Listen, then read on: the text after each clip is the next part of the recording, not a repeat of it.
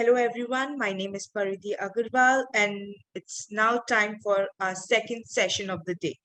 But before that, for the audience who just joined, I, I would like to invite Karandeep Sodi, our senior manager, strategic partnerships at Kiwi Tech, to give a quick overview of the company.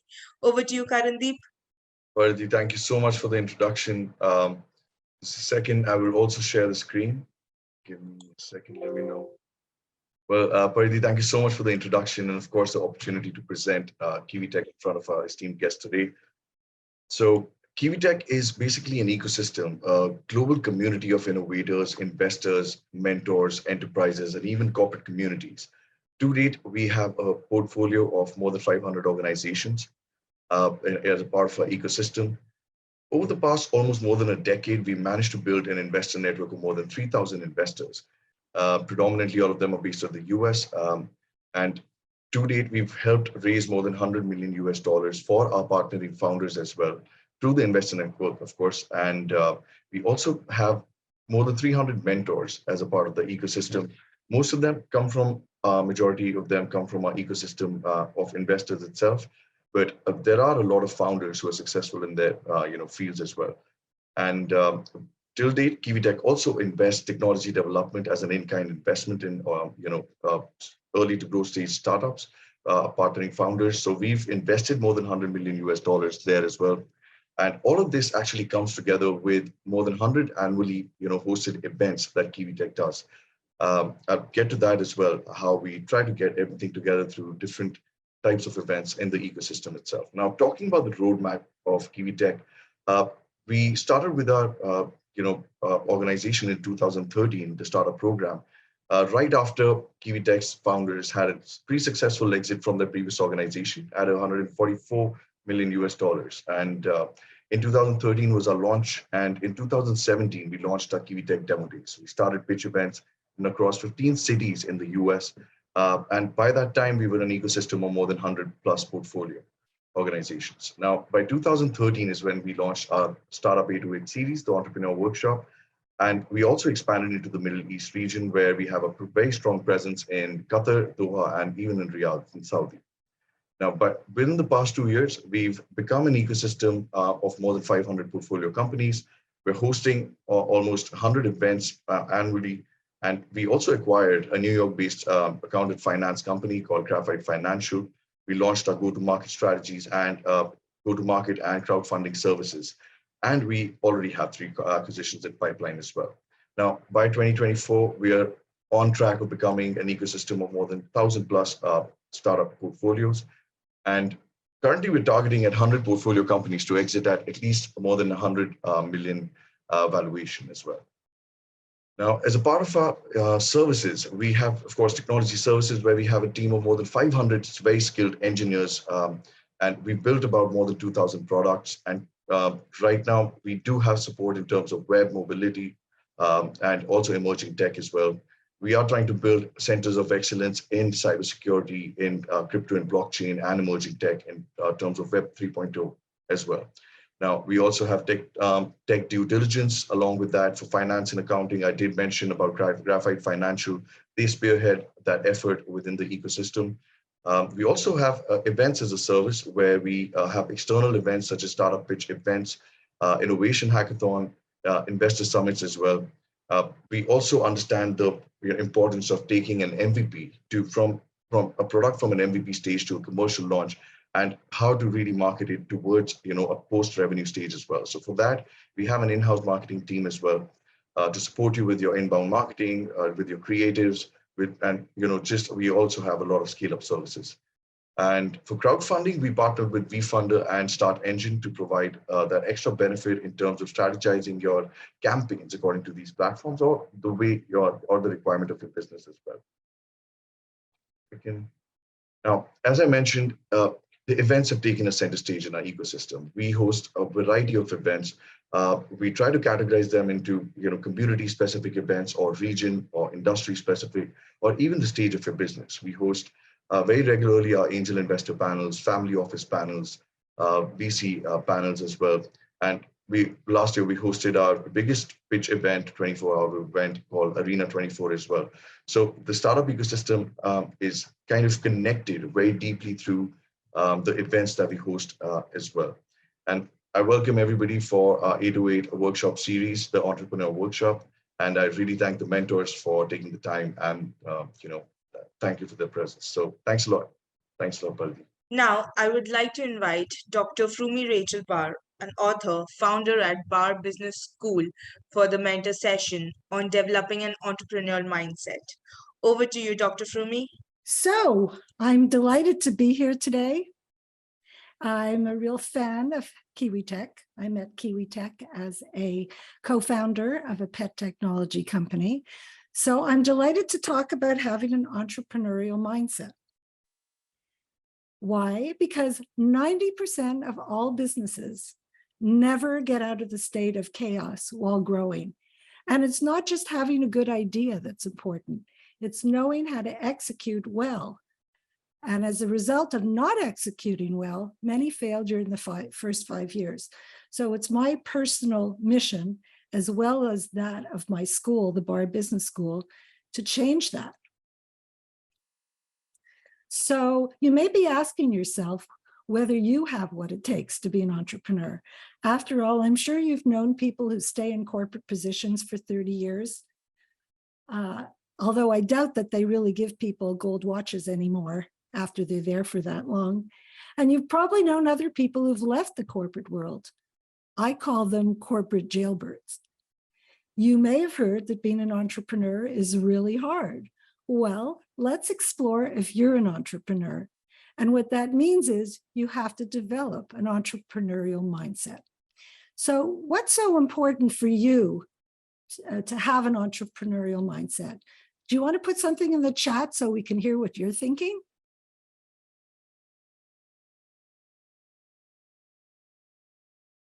Do we have anybody writing in the chat?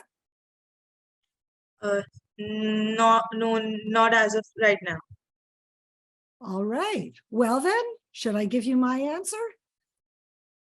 All right. So my answer, why it's important, is that having an entrepreneurial mindset may make the difference between success or failure, because having one allows you to quickly identify problems and provide a timely solution. And having this mindset means you know the importance of keeping the ball moving forward, even when it's difficult. Having an entrepreneurial mindset will help you become unstoppable. So while every entrepreneur is unique and no path to success is the same, all successful entrepreneurs share a specific skill set that allows them to solve problems, overcome obstacles, and thrive in their respective adventures. So let's face it, being an entrepreneur is not for the faint of heart. While I have always been an entrepreneur, my businesses involved manufacturing and distributing products. It was a much different experience to start selling my services to CEOs and therefore selling myself. After all, my mother told me not to toot my own horn. And I wonder if your mothers may have told you the same thing. So there are several characteristics and 4 secrets to being unstoppable. I'll share a very well-known story, and then I'll share some of my own journey to illustrate these points. So first of all, always start with why. One of the things I could tell you about myself is that I am a real follower of Simon Sinek. In fact, I wear this medallion around my neck, which says inspire action on one side and has Simon's golden circle on the other side. And when I was writing my book, A CEO's Secret Weapon, I interviewed 50 CEOs around the world and discovered with 50 CEOs, I heard 40 different challenges. Can you imagine? And so I synthesized them into a book of 10 chapters on how to use your why as the engine to overcome all those problems that most CEOs have. But let's tell the story of Apple first, just to refresh your memory. Apple is without a doubt an extraordinary company. Its co-founder, Steve Jobs, was an extraordinary individual. He was indeed the face of Apple as well as its driving force. What was his advantage? What did he have that Dell, IBM, Microsoft, and the long defunct Atari didn't? It wasn't talent. Apple hired from the same employee pool to which every other computer manufacturer had access. Jobs had available to him the very same consultants as his competitors. He also used the same print and broadcast advertising media as everyone else. Was Apple somehow not subject to the same laws of physics and electronics as the others? Certainly not. What then? What did he do differently after he was reappointed CEO? Before he left to start Pixar and his other ventures, Apple told customers the same thing every other competitor said. We make great computers. We design them well. They're easy to use and user-friendly. Want to buy one? This outside-in orientation focused on the what, that is, the product. It pitted Apple against everyone else and tried to better them in a head-to-head competition of features. There was no differentiation. Every computer manufacturer had access to the same components, engineering talents, and managers. Apple was on a slippery slope, sliding toward oblivion. Can you believe that now? When Steve Jobs returned to retake Apple's helm, he brought with him a most deadly competitive weapon. He understood why. Jobs reoriented Apple from focusing on merely the product. He changed the cause to an imperative he had found within himself during his hiatus. If those around him shared this belief, they could climb aboard. If not, then Apple was no longer the place for him or for them. Job's why probably went something a little bit like this. We choose to challenge an industry that is choking on its own arrogant inability to listen to customers and create the innovations they want and need. We face this challenge in all that we undertake. We choose to think differently. We make beautifully designed products that emphasize functionality based on a friendly, helpful relationship with our users. We are here to make life easier for everyone using connected technology. We happen to make great computers. Can we make one for you? With that clarity of purpose, Jobs was suddenly communicating authentically. Once you get it, you'll communicate like him too. The picture of your life and business opens. Your purpose, the why, becomes your gold standard against which you measure all life and business decisions. You'll see the results of this awakening almost immediately. Even if you're writing to someone that you want to work with, if you start with your why and are very clear about why you do what you do, not just to make money, you'll find that people will listen to you much more than if you launch into a pitch right away. Secondly, this is one of my stories now. Always look for new opportunities. The pandemic and being confined to an isolated life with my dog Enzo and my cat Ducky gave me an opportunity to rethink what was next.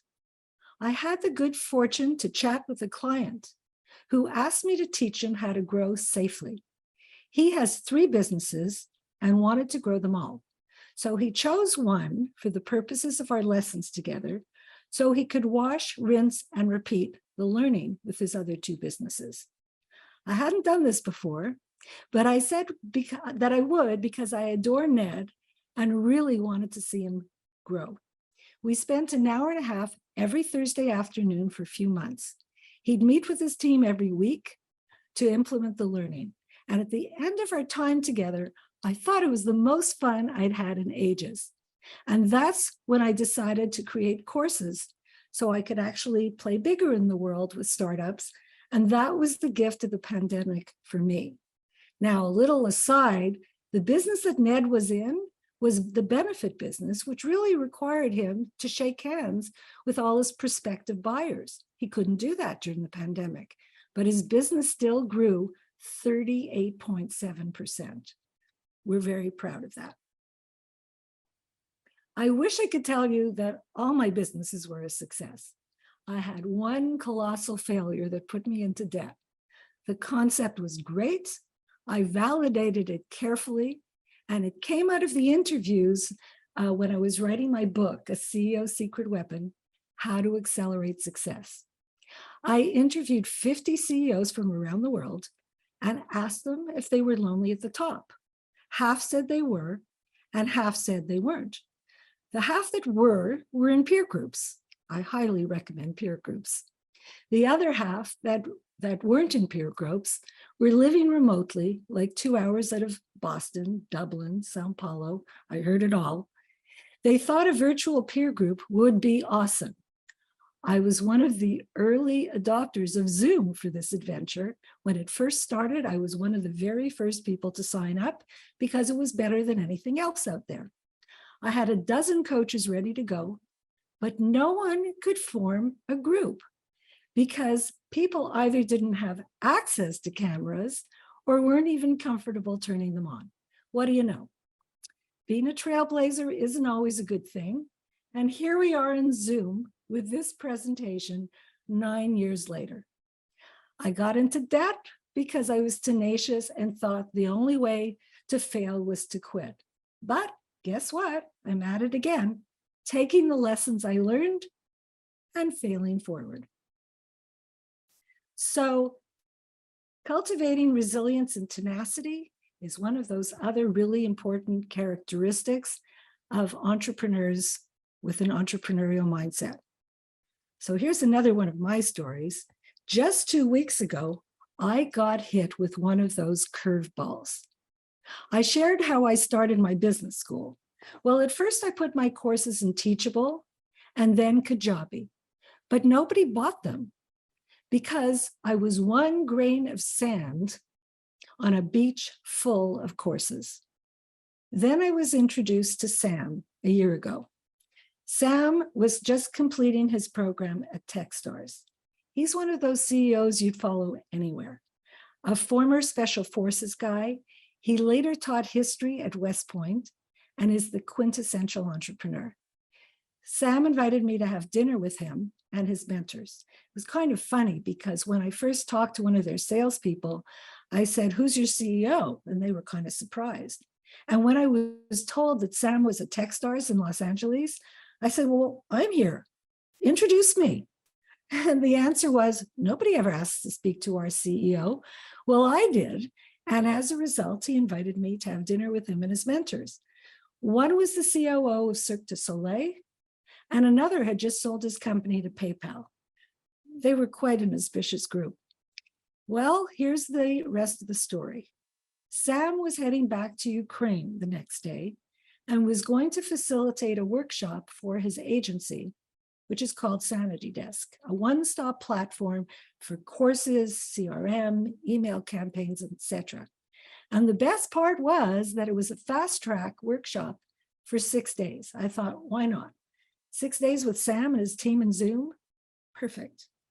During the workshop, Sam kept mentioning Peter Sage, who had founded the Sage Business School in the UK. And that got me thinking, what would I do with my own name? And why not start my own school to accelerate people's results? Well, it came to me, the Bar Business School, raising the bar for entrepreneurs. So far, so good, right? I had the beginning of a website up and running and a plan for moving forward by the end of the workshop. In fact, I was the only one out of 40 people that did. As a result, I caught the attention of Charlie, who was one of their marketing specialists. So I hired Charlie as well. And in March, BBS, the Bar Business School, was launched. I hired, as I said, Charlie and a virtual assistant out of the Philippines. I enrolled my first students in March, and in June, I landed my first educational partnership with the first cybersecurity accelerator, which is operating out of Canada and will be rolling out next to the US and the UK. Perfect, right? Success was just around the corner. Well, that's when I got the curveball. On September 8th, just 3 weeks ago, my CMO received a letter that Sanity Desk was about to be auctioned off or put into bankruptcy. Here was an opportunity to exercise my resilience muscles. As my granddaughter would say, big muscles. Within 3 days of this news, we organized all our assets, our videos, our images, our courses, our quizzes, and had a new platform in mind and a plan for how to move into action. And now, 3 weeks later, we're launching again on a much more robust platform. It's important for me to share what happened to Sanity Desk because the company's demise is directly related to the war in Ukraine. The team was originally in Ukraine. Because of Sam's friends in the military had a heads up that the Russian troops were mobilizing. He moved 32 people to Poland and continued servicing his clients. His investors pulled out, though, I believe. I'm speculating that with rising interest rates, valuations being pushed down, and the war, Sanity Desk was collateral damage. BBS wasn't the only company to be affected by this sad curveball, but here's the difference. 50% of the companies affected have not rallied. This is where the rubber meets the road. You either pick yourself up, dust yourself off, and overcome adversity, or you cave. It's always a choice. And that's why becoming unstoppable is so critical to success, because you never know what's coming around the corner. And for me, once again, I'm failing forward onto a better platform for my school. So I'd like to take questions and answers, and maybe I can help some of you out there who are wondering whether you do have an entrepreneurial mindset. But don't leave, because I'm going to share some tips and the story of the green spotted turtle. Maybe I'll share the tips first. So you don't have to learn every single skill. I had a fellow who was a crackerjack salesperson for a printer and appliance company. And he was really, he was the main salesperson for the entire company. And he decided to start his own company. And when I met him, I said to him, so how's it going? And he's saying, well, I haven't really started selling yet. I'm learning accounting. Well, that was kind of nuts, because you can't learn everything. And instead of being out there selling and already having revenue, he was busy learning how to do accounting.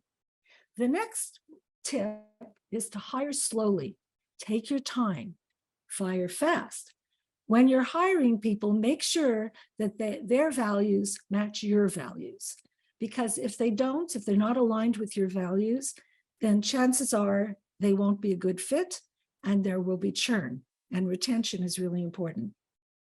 Failing forward, as I said, we all have failures. We've heard that over and over again. But what's really important is to forgive yourself for those failures. It's your MBA. It's your learning in the trenches. So if any of you out there have failed before, don't let it get in your way. Just validate, validate, validate. And if this doesn't work, you may have an even better opportunity or pivot to a better space. So stay tuned after the Q&A for the story of the green spotted turtle, because it's critical to success. So I'm going to stop sharing for a minute. And are there any questions that I can answer? That was a great session, Dr. Frumi. Thank you so much for this lovely session. Let me just check. I'm not finished. All right. Yeah, so we've got a question. What is an example of companies overcoming chaos? Well, I think my company was a really good example of overcoming chaos. Here I was with 110 lessons in 7 different courses. And I didn't expect the curveball. So the real answer is you have to have an execution plan. Even if you have a brilliant idea, if you don't have the right plan with the right priorities, and not just a plan that you create once and then put in a drawer. The key to really coming out of chaos is to have what I think of as 4 12-week plans. So you create let's say we're almost at 2023, you create a Q1 plan with your priorities, knowing what competencies you need, what people you might need to hire, and not only that, but how each person in your company is going to support the priorities. Then at the end of 12 weeks, you create the next quarter's plan. And that way you're always moving that ball forward. And the execution plan is what really makes a difference. Also, if you're failing in your metrics, then you might have to pivot. But if you don't have your eye on the ball all the time and really study your execution plan all the time and talk about what's working every single week, there should be a strategy session to analyze whether you're on track with your priorities. Without that, that is what chaos is about. So it's important to bring order out of chaos by having the appropriate execution plan. All right. Do you have favorite tools you use? Oh, yes, I do. So I talk about that a lot in my courses. There are two main growth systems, and the two CEOs were partners at one time. So one is the scale-up system that used to be called Gazelles, and there's a fabulous book called Scaling Up, which is part of that system. The second system, which was created by Gino Wickman, is the Traction or the Entrepreneur's Operating System. They're both missing something, because when they split up that IP, the scale-up people really concentrated on cash management, whereas the EOS system really concentrates on data management. But guess what? They're both equally important. So I've mashed them up together again.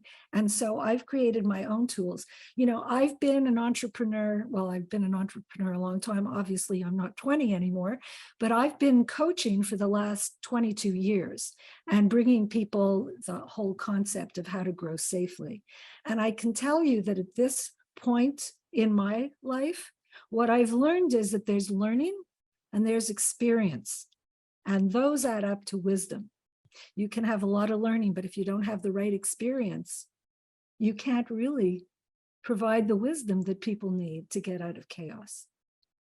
All right. So that's a little self-promotion. I hope you forgive me for that. That's completely fine. How important is it for entrepreneurs to understand decentralization of controls and decision making while they have hired or in the process of hiring people? Are you talking about remote? I think what they're talking about is remote staff. Yeah, I mean, like, what decentralization controls and decision making while they've hired or in the process of hiring people? Well, you know, I'm going to take that question and think about that decentralization as having people all over the place. Okay. And I remember many years ago, I was working with a team from Accenture, and we didn't have Zoom yet, and we were on the phone. And so every week we had a conference call. And I remember the lead of the marketing team saying, how do I know that everybody's working from 9 to 5? And my answer to them was, we don't. But if you set the expectations properly and you set your metrics properly, then it doesn't matter. Because as long as people are performing, some people's 120% is somebody else's 80%. So if someone can accomplish what you need them to do in 6 hours a day instead of 8 hours a day, it doesn't really matter. But the thing that does matter about decentralization is that you have to constantly reinforce your values.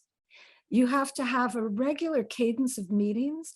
And what I love to do with those remote teams is to always start off by saying, okay, who wants to share value? So if your value is family first, for example, or with our pet technology company, it was always family first, both human and furry. If my dog was in trouble, I was able to say to the team, I have to take the dog to the vet. Now, in the old days, some companies would say, you can't do that during business hours, but if it's your value, then you either exercise it or you don't. And so by really asking remote teams to share values and to keep them alive, one of the best ways to keep values alive is to have what I think of as a little book of emails. So if I were to say to you, you did a wonderful job. You live our value of creating these great events and staying in touch with people. Congratulations for running another great event. And then when someone new comes to the company and they see this is why you were congratulated, then they know, oh, this is what's important to Kivitek, right? And so I think that by reinforcing what is important to all of your company's values is critical to making a decentralized team successful. I hope that's what that person had in mind. All right. How do you recommend validating ideas? Ah, that's a good question. You know, it's not the mom test. There's a book called The Mom Test, which means that if you go to your mother and you say, I have a brilliant idea, what do you think of this? What do you think your mom's going to say? Of course, honey, every time you put your mind to something, you can make it happen. That's not a good way to validate. Many years ago, I was affiliated with a small business development center, and there were a lot of consultants there who would listen to some entrepreneur's idea, and some of them would say, you know, that idea really sucks. That was not the right answer, because when you're an entrepreneur and someone tells you your idea isn't good, you're going to do it anyway because you believe in it. So it's really important to validate, and that's the first question I would ask is, how will you validate your ideas? What kind of survey? How are you going to test it? Obviously, it depends on the market, right? So for our school, we start with a quiz. What do you know about business? You know, do you have a team of 4 people or 8 people? Do you have a business education? Because we teach everything that you don't learn in business school: how to start a business, how to hire people, how to work with remote teams. All of those things are not something you're going to learn in school. So that's what I would say. Validating is like a careful thought. And if that person wants to share what they want to validate, I'd be happy to share some ideas. All right. If there are 2 founders, who should be the lead on fundraising? The one who's most comfortable with it, the one who can look in the mirror and say, this is what we're worth. We are the prize. There's a wonderful book by Oren Klaff called Pitch Anything. So it's the one who's cool under fire, the one who, but you don't have to do it alone. I mean, there's no reason why 2 co-founders can't pitch. One thing, you know, and I'm going to say this, and it's probably going to be very controversial because I am a woman. I raised money for all my companies myself because I didn't know that women don't usually land the money. Nobody told me that. And I managed to raise the money. But whatever works for your business, don't fight City Hall. If you're a woman founder and you have a co-founder who's a man, it's okay to let them do the pitching if it's going to work. If it's going to work for you as a woman to do the pitching, then by all means do it. It's just that you have to, I mean, what's your runway? Do you want to wait and find out that you were busy experimenting and then realize you're running out of money? So it's the person, and it's also the person who knows the numbers, who is going to best back up what they're saying to investors, who really knows what the projections mean. So you really need 2 people, one who might be cool under fire and the other one who can back them up with all the necessary information, because the CEO is not the CFO and doesn't always know how all the numbers came to pass. All right. How to deal with differences in opinion in decision making? Ah, that's great. I love these questions. Well, one of the things that's really important about teams is to be able to have constructive conflict. And in order to do that, you really have to trust each other. If you don't trust each other, you can't get to the right decision. But it's also really critical to have a decision-making process that you all agree on. So I'll give you one that I love. It's called PROACT. So the PR stands for what's the problem?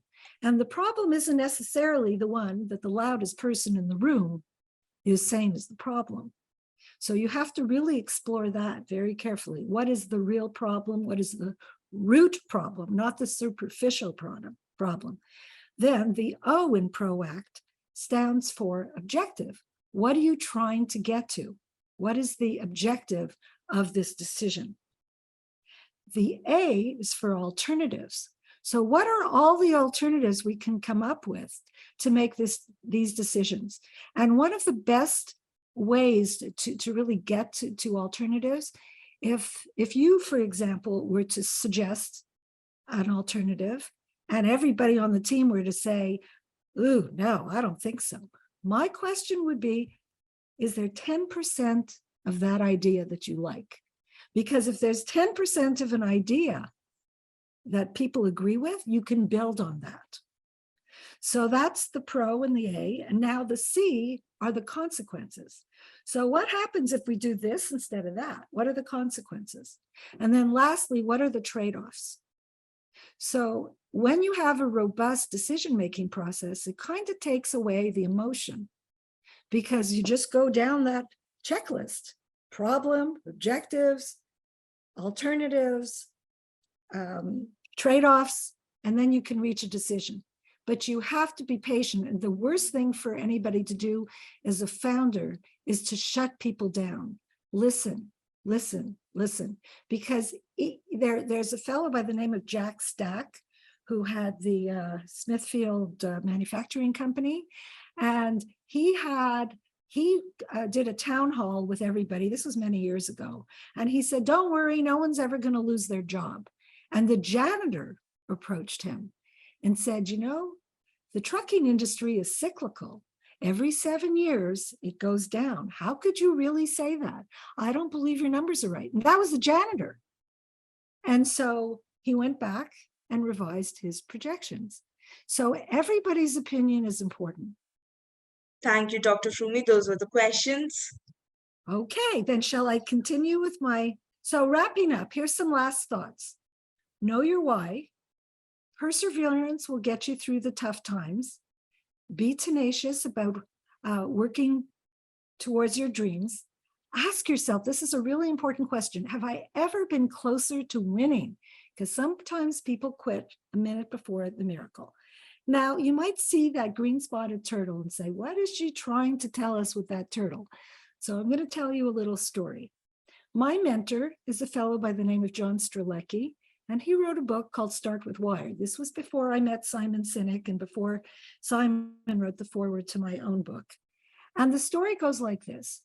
John was snorkeling off the coast of Hawaii, and he saw all these fantastically gorgeous fish, purple, lime green. They were beautiful. And out of the corner of his eye, he saw this green-spotted turtle. And he thought, wow, I've never seen one of those in the wild before. So he tried to catch up to the turtle, and he couldn't. So he went back to shore, kind of dejected, because he thought, can't even keep up with the turtle. What's wrong with me? I'm wearing flippers. So the next day, he went back to the water, and he was really, really hoping that he would see a green-spotted turtle. And he did. And here's what he learned. He watched really carefully.